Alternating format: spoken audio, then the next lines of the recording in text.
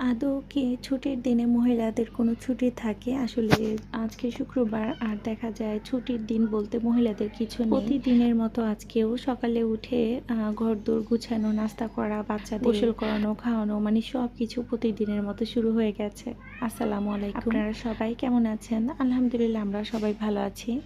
তো নতুন আরও একটি ভিডিও নিয়ে হাজির হয়ে গেলাম। আশা করছি আজকের ভিডিওটি আপনাদের সবার কাছে অনেক বেশি ভালো লাগবে। তো এখানে হচ্ছে আমি সকালবেলা চা বসিয়ে দিয়েছি, আর চা ছাড়া সকালটা কেমন যেন জমে না। যেহেতু আজকে ছুটির দিন আর মুস্কানের আপু একটু বাইরে গিয়েছিল, তো উনি আসার সময় আমার জন্য পরোটা নিয়ে এসেছে। সকালে এক কাপ চায়ের সাথে আমার দিনটা শুরু হয়ে যায়। আর যেহেতু আজকে মুস্কানের আপু বাহির থেকে নাস্তা নিয়ে এসেছে, এই জন্য কিন্তু অতটা বেশি চাপ নেই। তো তারপরও বাচ্চারা আজকে ঘুমাচ্ছে, যেহেতু আজকে ছুটির দিন আর মুস্কানের আজকে স্কুল নেই। যেদিন ওর স্কুল থাকে না, যতক্ষণ না উঠে ততক্ষণ আমি ওকে ডেকে উঠাই না, ও ওর সময় মতো করে উঠবে। তো এই জন্যই হচ্ছে একটু মানে এখন একটু ইজি আছি আর কি। তো তারপর ওরা উঠলে ওদেরকে খাবার দাবার খাইয়েছি, তারপর ঘর দৌড়ে একটু গুছিয়ে রান্নাটাও এখন কমপ্লিট হয়ে গেছে। এখানে হচ্ছে আমি গরুর মাংস করেছি আর আম দিয়ে টক ডাল রান্না করেছি। আর টক ডালটা মুস্কানের আব্বু অনেক বেশি পছন্দ করে, যেহেতু এখন কাঁচা আম উঠেছে, এই জন্য মাঝে মধ্যে টক ডালটা করা হবে।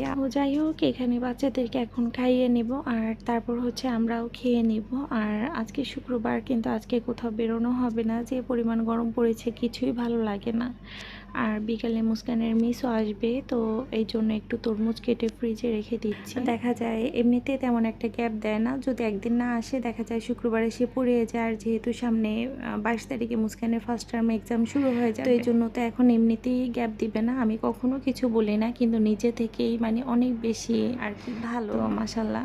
তো ছোটোবেলায় অন্যরকম থাকে, আর বাচ্চার স্কুলে ভর্তি হলে দেখবেন অন্যরকম হয়ে যায়। এখন সকালে উঠে স্কুলে যায়, এসে খাবার দাবার খেয়ে আবার ঘুম থেকে উঠে আবার হচ্ছে পড়তে বসে, তো সব কিছু এখন নিয়মের মধ্যে চলে এসেছে। আর মুস্কানের যখন টিচার আসে তখন আবার এই সাইডে আমি কাজ করতে গেলে দেখা যায় ওর পড়ায় অনেক বেশি ডিস্টার্ব হয়, তো এই জন্য আজকে আবার ভিতরের দিকে বসিয়েছি। আর এই সাইডে আমার একটু কাজ ছিল, যেহেতু আজকে একটু দিন থাকতেই আসবে। তো এই তো, আর এখানে কথা বলতে বলতে চাও করে নিয়েছি। আর আজকের ভিডিওটি এ পর্যন্ত। আপনাদের কাছে ভিডিওটি ভালো লাগলে আমার চ্যানেলটাকে সাবস্ক্রাইব করে আমার সাথে থাকবেন। আর আপনারা যারা অলরেডি সাবস্ক্রাইব করেছেন তাদেরকে অসংখ্য অসংখ্য ধন্যবাদ।